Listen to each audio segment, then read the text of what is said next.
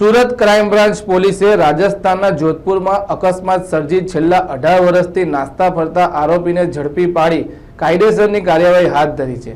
આ અંગે crime branch પોલીસે માહિતી આપતા જણાવ્યું હતું કે સુરત શહેરમાં અન્ય રાજ્યમાંથી ગુનાઓ આચરી સુરતમાં રહેતા આરોપીઓને પકડી પાડવા સુરત પોલીસ કમિશનરે આદેશ આપ્યા છે।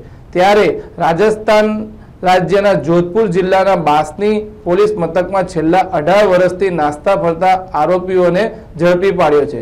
પોલીસે મનોજ રતિભાઈ બાબરિયાને મોટા વરાછા સુદામા ચોક ખાતેથી ઝડપી પાડી કાયદેસરની કાર્યવાહી હાથ ધરી છે।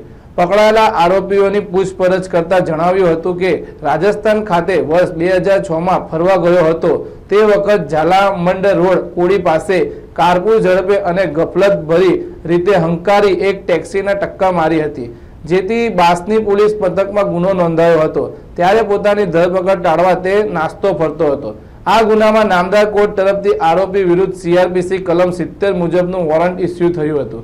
જો કે હાલ સુરત ક્રાઇમ બ્રાન્ચ પોલીસે આરોપીની ધરપકડ કરી રાજસ્થાનના બાસની પોલીસ મથકને આરોપીની કબજો સોંપવાની તજવીજ હાથ ધરી છે।